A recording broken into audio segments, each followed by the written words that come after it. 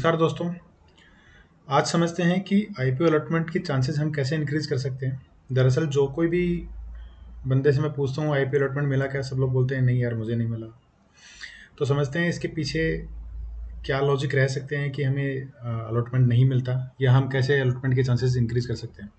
तो सबसे पहले ज़रूरी है दोस्तों प्रॉपर आईपीओ एप्लीकेशन।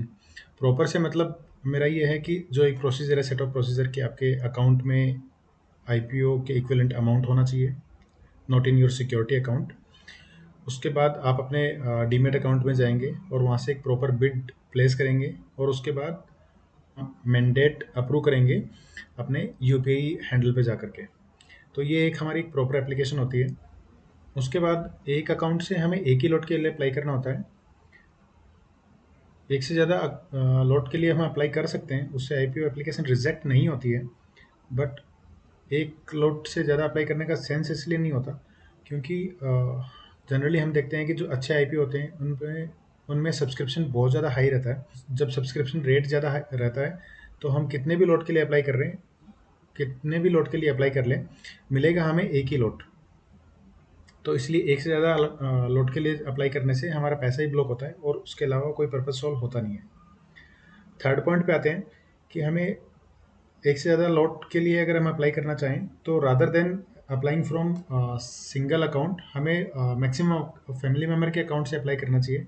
अब यहाँ पे कुछ लोग कंफ्यूज हो जाते हैं मैक्सिमम अकाउंट से कि सपोज एक अकाउंट हमारा जीरोधा में है, दूसरा हमारा H D F C securities में है, तो क्या मैं दोनों अकाउंट से अप्लाई कर दूँ?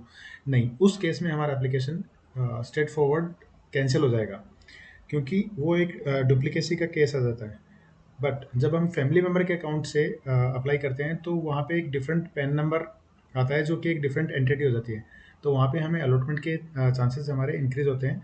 और वो जो दो लॉट हम अप्लाई करना चाहते हैं वो दो अलग अलग अकाउंट से, मतलब कि दो अलग अलग मेंबर के अकाउंट से हमें अप्लाई करना चाहिए। तीसरा आता है कि हम लोग मोस्टली आईपीओ में तभी लगाते हैं जब किसी आईपीओ का ज़्यादा बज़ हो, मार्केट में ज़्यादा बातें चल रही हों, तो और उसके बाद फिर हम बोलते हैं कि हमें अलॉटमेंट नहीं मिला। कैसे मिलेगा? क्योंकि उसमें तो सभी लोग अप्लाई कर रहे होते हैं। तो हमें 70-80% वाले आईपीओ में तो अप्लाई करना ही चाहिए, बट हमें 20% से ऊपर जीएमपी अगर किसी आईपीओ का है, और एनालिसिस करके हम चेक कर सकते हैं उसको कि कंपनी में कोई खराबी नहीं है, तो हमें इस तरह से सारे आईपीओ में कंसिस्टेंटली अप्लाई करना होता है।